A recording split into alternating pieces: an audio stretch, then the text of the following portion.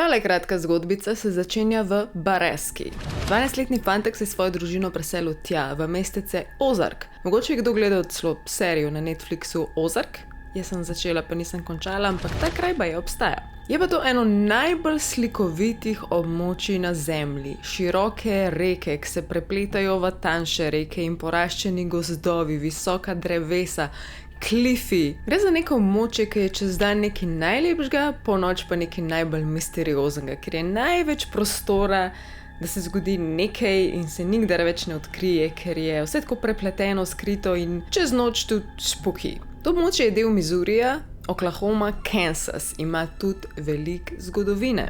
Tja si torej preselil 12-leten fantek Sam in njegova družina. Oče je dobil nov job, bila je pa zraven še hčerka Whitney. Ne je bilo tam bedno, ni imela prijateljev, izgubila vse prijatelje za nazaj, ona je samo hotela nazaj domov, medtem ko Sam se je imel pa ful dober. Poznal je nove prijatelje, dobil čisto novo družbo, bil star 12 let, mogoče je takrat mečkan lažji in so veliko hodili v te gozdove in hajkali in lahko si predstavljate, da se je enkrat zgodil nekaj zelo srhljivega. Bili so pod hišico na drevesu in so pili. Ja, stari so bili 12 let in pili so postano pivo. Fuj, ki je že toplo in so bili vsi navdušeni. In so kar enkrat zaslišali en škripajoč zvok neke kovine. Tako kot da bi nekdo vrtel neko kolo zarjavelo, zarustano. In je bil vse wow, kaj je ta zvok? In so drugi rekli, nič, to je skozi tukaj. Skozi ga slišimo, nimamo pojma, odkje prihaja, tudi če smo probali že odkriti izvor, ga nikdar nismo najdeli. Rečemo pa temu delu gozda Baraska. Basically nek skrivnosten del teh naših gozdov, ki jih noben ne razume in smo se nehali s tem ukvarjati. Sam je tudi to doma povedal očetu in je oče rekel, pusto, ne sekiraj se, noben se ne obremenjuje s tem. So bili pa včasih tukaj rudniki, ne vem točno kaj so kopali, ampak ogromni rudniki dolg časa nazaj, ki so jih pa tudi že potem kasneje razstrelili, da bi bili pozabljeni, zato ker so bili nevarni. Namreč enkrat se je tja odpravila skupina otrok, valjda firpčnih, raziskovati in jih je zasul, prišlo je do nesreče ali si celo eno topo, ampak rekli so si po tej nesreči, moramo zavarovati območje in so te rudnike razstrelili, tako da jih uradno več ni. Življenje je normalno teklo naprej in nekega dneva se je Sam domov vrnil proti večeru, od druženja, po šoli in je bilo okrog hiše ogromno policijskih avtomobilov. Vse je žmigali, vse je utripali in je prlaufal dam, kaj se je zgodilo, se je komu kaj zgodilo. Policija je bila ob njihovi hiši, zvedel je, da je njegova sestra Whitney pogrešana. Ni je bilo več in od takrat naprej je več ni bilo. Leta so tekla naprej. Akcija je bila iskalna, ampak zelo taka ohlapna, ljudje se niso zavzemali in mogli so se pretvarjati, da je življenje dokaj normalen, čeprav valjda ni bil normalen. In še ena stvar je bila, tukaj je več mladih žensk zginalo. In najbolj čudno je bilo to, da se starejši se s tem niso preč ukvarjali, kao, vse zgodi. I don't know. In jaz sem rekel, moj bog, jaz imam tega dosti, jaz želim to raziskati in je šel s svojimi kolegi, ki so bili takrat, 13-14, raziskovati, globoko v ta gozd in bil je prepričan, da škripajoč zvok kovine ima tukaj nekaj zraven, da mora biti povezan, ker je čutil na vodi, čutil je, je takrat že kadil in kadil je rekel, da je imel vizije in privide in vsakič je bliz prišel temu, ampak ni točno mogel videti tega, kaj se je z njegovo sestro zgodilo. In ko so šli to globoko v gozd, so prišli na območje teh razstreljenih rudnikov in globoko v tej gori, ko so hodili po rovih, ki so še ostali, torej niso bili vsi razstreljeni, so najdeli nek obupen prizor, neko ogromno dvorano, neko tovarno človeških jajčec. Tam so bile ženske prevezane, priklenjene, noseče, nenoseče, bile so tam za reprodukcijo človeških jajčec in za rojevanje. Zakaj so bili starši tiho, zakaj so očetje temu rekli, ne sekiraj se, kaj to je? Zato, ker so vedeli, ker so tja vozili svoje mlade družine, svoje mlade hčerke, lig za to, v zameno za denar, to je bil ta njihov job, da so dobili basically denar. In kaj je bil ti zvok kovine? It's disgusting. Ženske so tam v tistem mlinu kovinskemu zmleli, potem ko niso več producirale otrok ali jajčec. Ta zgodba ne bi bila fikcija, danes bomo šli pa čez eno, ki je bila resnična. Tako da verjetno ste pravilno ugotovili, ta video bo o črnem trgu, o dejanski trgovini z ljudmi in o trgu žensk za njihova jajčeca. By the way, med raziskovanjem za ta video in ko sem raziskovala o črnem trgu, sem prišla do full scary informacij. Trgovina z organi, dark web, prodaja osebnih podatkov, Verjetno si nisi mislil, ali pa ne razmišljaš o tem, da lahko tvoje podatke prodajajo na črnem trgu. In ja, tudi moje so se prodajale, ampak na navadenemu internetu. In tudi dostikrat sem dobivala opozorila, da se nekdo hoče vpisati v moj mail and it makes me so angry. Ampak jaz uporabljam nekaj, kar me ščiti in zaradi česa se počutim varno, in to je sponzor tega videa Surfshark VPN. To je moja digitalna varnostna mreža. Ne samo, da mi skrije IP naslov in me ščiti pred hekerji, omogoča tudi maksimalno zasebnost. Noben ne more slediti moje zgodovine brskanja, ker je za moj posel ful pomemben. Niti ponudnik interneta tega ne more narediti. Lahko imaš en račun, tako kot ga imam jaz, in neomejeno naprav in tudi neomejeno ljudi praktično. To imajo moji kolegi in familija. Tako da ja, za eno ceno dobite to vsi okrog tebe. Kot že vsi vemo, kaj dobiš celo Netflix bazo filmov in serij. It's awesome. In če hočeš še boljšo zaščito, imaš pa zraven lahko tudi Surfshark One. Surfshark One ponuja veliko stvari, ampak zelo všeč mi je Surfshark Alert. Surfshark Alert te bo obvestil, če so tvoji podatki že ušli kam na dark web, na temni splet. Tako da, če vas je to prepričal, obišči povezavo spodaj v opisu videa za 4 dodatne mesece Surfsharka. In gremo dalje v video. Zakaj snemam v tem prostoru? Preprosto, ker je sonce in sem navdušena in sem hotela dnevno svetlobo porabiti. Če vam ni všeč prostor, mi absolutno napište, ali pa če vam je všeč, mi tudi napište, da vem, kje basically snemati. Ker meni je vseeno. Imam dosti prostorov zdaj. Imam pa danes za vas zgodbo, ki je še resnična, tista prej načeloma ni bila, ta zdaj pa bo. Govori o dejanski črni trgovini, trgovini z ljudmi, o kraji jajčec, o basically farmi ljudi, farmi žensk za njihova jajčeca. Spolna jajčica, obvisli, da jih lahko plodijo, da lahko je več otrok, da Bog ve zakaj v bistvu, ni nujno sploh za otroke, lahko da je šlo za neke poskuse kasneje, za kakorkoli obrnemo, gre verjetno samo za denar in je grozljivo. Govorili bomo o zgodbi, ker je bilo 100 žensk prisiljenih biti tam, da niso imele možnosti pobega in ujiti, in so bile pač prisiljene jemati hormone in da jeti jajčeca. 3. februarja 2022 so 3 ženske vdrle na Tajskem v eno ustanovo, kjer se zavzemajo za te ženske pravice, za črni trg in tako, in so prijavile ta primer. Torej 3 so bile take, ki so ušle. Kdo so bile pravzaprav te ženske? Bile so Tajke. Zdaj si predstavljaj eno Tajko, ki živi na Tajskem in ima obupno, mizerno plačo, komaj finance, da se preživlja, komaj finance, kaj šele do koga drugega preživljala, da bi imela družino, da bi si šolo plačevala, in kar naenkrat vidi oglas po možnosti, oglas na fakulteti, ki piše super zaslužek do 14.000 evrov, dobro plačano delo, priložnost za nadomestno materinstvo. V določenih državah je to popolnoma legalno, v določenih tudi ni. In obljubljajo so potovanje v tujino, dobro plačo, priložnost za boljšo prihodnost. In tudi ta prvi stik s temi puncami je bil prijazen. Predstavljaj si, da ti pokličeš vas navdušeni z idejo, da pač tistih 9 mesecev, 10 mesecev posvetiš temu in na koncu dobiš 14.000 evrov. In na drugi strani človek je tako zelo prijazen in nasmejan in ja, seveda, in te to laž in te vzpodbuja, da to narediš, in ti vidiš samo še svetle točke vsega tega. Za ta dekleta iz revnega okolja je to bogastvo. Kdor je bil na Tajskem, jaz sicer ne, ste videli, da njim pač. A ne veš, denar, ki ga prenesemo, tam dobiš že, ne vem, vilo za, ne vem, 30 evrov na noč verjeten. Drug standard je.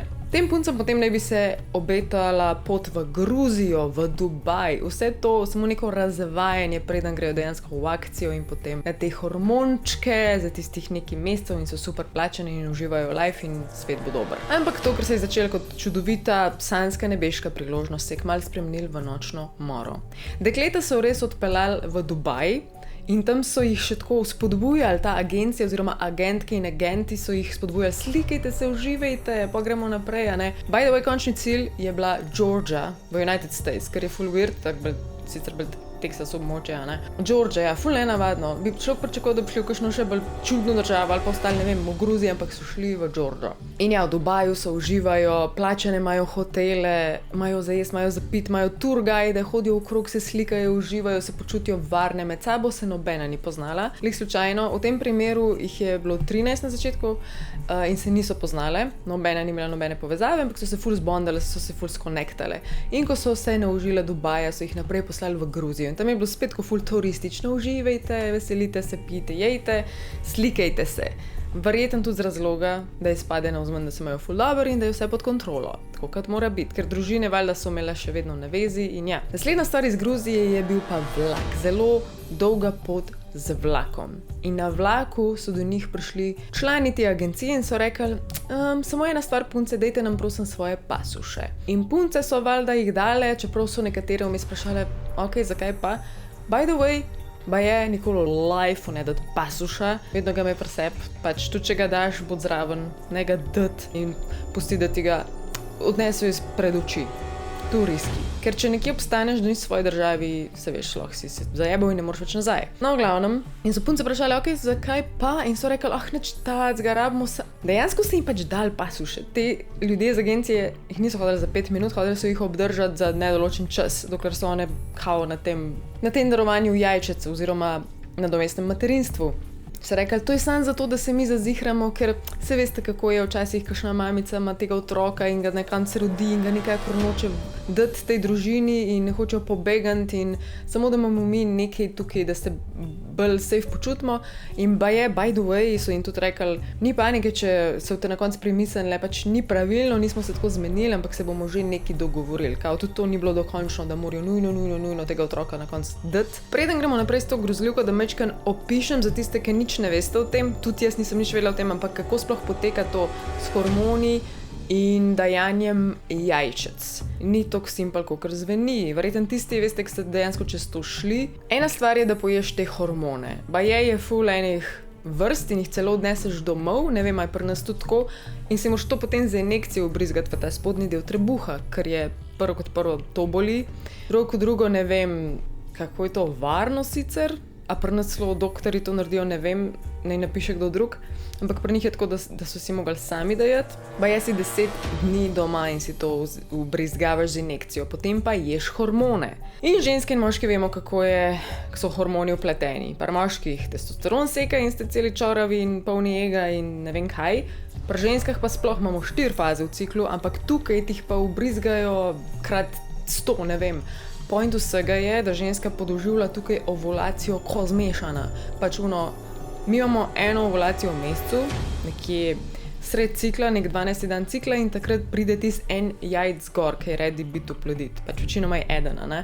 In v teh primerih, ko te vbrizgavajo s temi hormoni, jih imaš lahko od 1 do 50. Predstavljaj si, koliko si našopan s hormoni in kaj ženskam to dogaja. Tvoja glava ni več tvoje, tvoj telo ni več tvoj. Psihično, fizično mora biti insane. In potem, ko pride do tega, da ti ta jajčica vzamejo, je pa ekstremna bolečina in velikih je to opisovalo veliko hujš kot porod. Spet, jaz ne morem reči, ampak povem, kaj sem slišala. Spet ta injekcija po jajca gre čez spodnji del trebuha. Hormoni potem še dolg časa ostajajo, mentalno si zjebam, po domač povedan, imaš mood swinge in nespečnost je ena izmed najhujših stvari.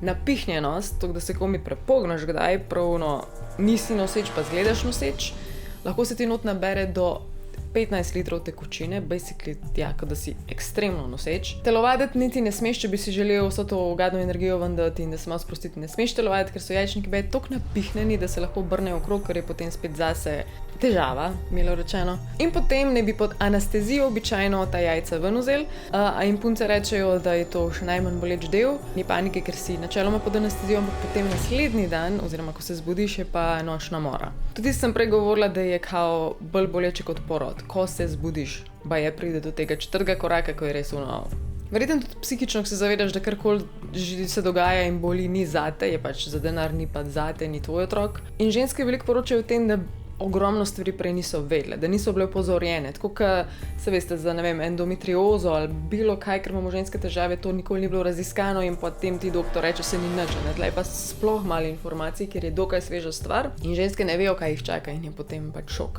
Še ena stvar, ki se dogaja v tej industriji, je to, da so ženske velikokrat zvedle, ko so prišle, ne vem, k drugemu specialistu je rekel, koliko so ti rekli, da so ti jajc vzeli, koliko je bilo takih plodnih, da jih lahko uporabijo naprej. In je rekla, rekli so, da 6 in potem zvejo od tega doktorja, da jih je bilo v bistvu, ne vem, 20+. Pa jaz si super darovalec oziroma superhuman, nekaj takega, če jih sproduciraš več kot 20, ampak pogosto se zglažajo, koliko jih je dejansko bilo in druge valjda zmrznejo, prodajo in imajo spet dobiček. Sploh ne kako veš, koliko dejansko si jih imel, ne vem.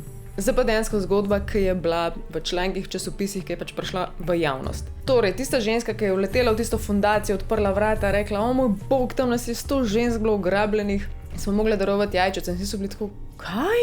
Vsi so bili tako, kaj? In so mislili, ok, se pravi, tam imate kurnike in kure valijo in potem vi skrbite za ta jajca. Niso sploh dojeli, kaj jim hoče povedati, ampak je bilo tako ono, ne, naša jajca, človeška jajčeca. Ne smejo tam kot v farmi. V Georgiji, v United States, kdo bi si mislil. In potem so te 3 ženske mogle počasi začeti dajati informacije. Rekle so, da naj bi imele plačan približno 800 evrov na mesec. Torej 800 evrov na mesec, ko si noseč. One namreč ne bi samo dale jajčice, ampak kot otroka prav rodile in naj bi bila v osnovi doma pri teh družinah, za katere naj bi otroki na koncu bili. V njihovem primeru naj bi šlo za surrogacy, nadomestna mama je to, ne? Če narobe mislim, me popravite, point je, da je noter jajčice od mamice dejansko in potem embrijo dajo noter, tako da ona nima nič s tem otrokom, ki ga rodi, v bistvu ni biološko sploh njen, čeprav dvomim, da se tle biologija ne preplete, ampak okej. In potem so te 3 ženske razlagale, kako je bilo, da so jih peljali v Dubaj, da je bilo fuloh in sploh in lepo in super. In potem se je zgodilo tisto, ko so jim vzeli pasuše in jih prepeljali v Georgijo, v eno zelo čudno staro hišo, ki je spominjala na neke vrste, ne vem, izgledala je šiti, noter je pa izgledala kot tovarna, ker tistih 12 ali 13, ki tja prišlo, je potem noter videli drugih 100 in so videli, kakšne situacije in po noč so bili zvoki in kriki in stokanje in bolečine, ker se pravim, prej sem opisala, kako izgledajo vsi ti hormoni, vse te injekcije. Rekle so, da je bila edina šansa pobega, torej je bila šansa pobega, ampak da so mogle ugrabiteljem tisti mesec hodile pobegant plačati 2000 evrov. To je nekaj zelo samoumevno, nobena niti približno ni imela, če pa že, da so res, ne vem, res želele, pa da bi se povezale svojo družino in da je potem lahko družina navezala ta denar, poslala kakorkoli že in da ne bi potem pobegnile. To je ena taka luknja v tej zgodbi, ki je ful nenavadno, zakaj bi jih sploh pod katerim okoljem pogojem spustili. Mami dajo zakaj, mogoče ker so šli toliko še vedno po pravilih, da te punce potem doma ne morajo dokazati, da se nekaj to groznega dogaja. To je možnost. Skratka, niso mogle pobegati, niso si mogle prvoščiti pobegati in bile so prisiljene v neprekinjeno dajanje svojih jajčec. Ratale so farma za človeška jajčeca. Slišala sem tudi, da ne bi moški tja hodili, kitajski moški. Zdaj, ali so to hodili ihoplojvat, ali so hodili kot neka mafija, vse to, kar zdaj govorim, naj bi čez imela kitajska mafija. Kitajska zaradi tega, ker je tam baje ogromno povpraševanja po jajčecih, po teh nadomestkih, kolikor lahko pač ljudje pridejo do otroka in zato zelo dobro plačajo. Opisale so tudi te 3 ženske, ki so ušle, da so bile tam punce stare od 20 do tudi 37 let, naj bi bila najstarejša. Ampak potem pa tukaj pridemo do težav. Namreč, te 3 punce so povedale to zgodbo, ko so pobegale, kako je grozljivo in kako je grozen. In je to pač prišlo v medije. In potem se je policija v Georgiji valjda šla ukvarjati s temu in so šli tja in baje se nobena od drugih 70 punc, ki so jih tam vprašali, ni pritoževala. Zdaj je zaradi tega, ker so talke, zaradi tega, ker v glavnem ful je nenavadna zgodba. Jaz tukaj iskreno sem verjetno toliko zbegana kakor vi, ker te 3 punce nimajo nobenega drugega smisla, zakaj bi se lagale, zakaj bi se to zmislile. Ko so bile v medijih, so bile vse pokrite, niso videli nič, ne oči, ne, čisto popolnoma so bile zakrite. Torej, zakaj pač neke razpoznavnosti niso želele, kaj so pač hotele potem, a veš, nima smisla, sprav nekaj čudenega fiši se tam dogaja. Nek sklep je, da gre za zelo, zelo sivo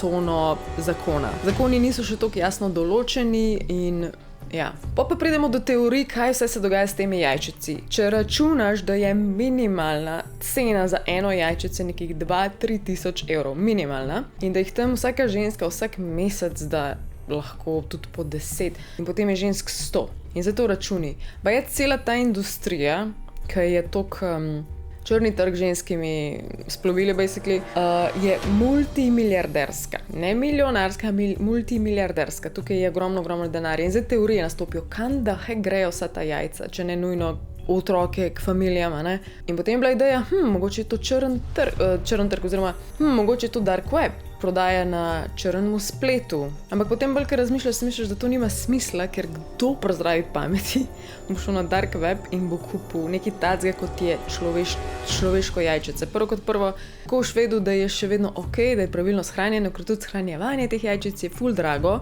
In potem pomisliš, okej, kam drugam pa igrajo, če ne na dejanske klinike. Če edin klinike imajo sploh sposobnost tega zamrzovanja, uporabe itd. In potem še tretja teorija, da če pa ni ne eno, ne drugo, ali pa je kombinacija vsega, se pravi, pri drugi točki, če so klinike, pomeni, da klinike sodelujejo s tem, kot sem prej rekla, ker ti kdaj ne povejo realno, koliko si imel jajčec. In potem tretja stvar, da je pa mogoče za določene poskuse, eksperimente. Še en fun fact, United States, torej Amerika, se zauzema oziroma je pravilo, da lahko imaš 6 odvzemov svojih jajčec. Zakaj? Zaradi tega, ker nočejo, da pride do nenamernega incesta. Ti lahko, to je res tako, ampak ti lahko ful otrok narediš, pa sploh ne veš in potem po pomoč te otroci med sabo se pomnožijo ali pa ti z njimi, v glavnem nočejo, da pride do teh situacij in so vsaj malo omejili. Na 6 odzemov, ja. Ampak baje ljudje potem, ko pridejo na odzem teh jajčec, pa ful radi rečejo, da so na 4, ker je taka lepa cifra in baje s časoma klinike tudi nehajo spraševati, ker se njim tudi splača, da imajo te darovalce jajčec, ker vsi dobro služijo od tega. Še ne par držav, kjer je več te črne trgovine za jajčeca ženska, so Indija, Ukrajina, Kolumbija in celo deli Evrope. Skratka, povzetek tega videa je, da ta zgodba je ena izmed mnogih, ki prihajajo na površje. Kaj vi mislite, da se dogaja, bom vesela, če komentirate, ker je confusing, ampak več kot očitno vidite, da se nekaj dogaja. Kadarkoli je to denarja opletenega, veste, da se nekaj dogaja in je bad. Tudi što se, da to v enih državah je ful legalizirano, v drugih je popolnoma prepovedano in je ful taka stvar, ker valjda bo prišlo do nezakonitih teh stvari lih tam, kjer je to prepovedano, a ne? Je pa absolutno to ena izmed stvari, ki pospešuje trgovino z ljudmi, tako da ko vidimo, da so ženske ugrabljene, ni treba več, da sami pomislimo, da so za neko delovno silo ali pa za spolno silo, ampak tudi verjetno za take stvari. Če drugega se lahko zavečamo o tem in smo pozorni. Da ne pozabim, klikaj povezavo spodaj v opisu videa za 4 dodatne mesece Surfsharka. Jaz se pa poslavljam, ne pozabite napisati, ali vam je ta prostor bolj všeč ali manj všeč, bom ful vesela, če mi poveste iskreno. Pridni bote, radi se imejte, se gledamo verjetno naslednji petek. Alien mama vas rada. Aj, čau!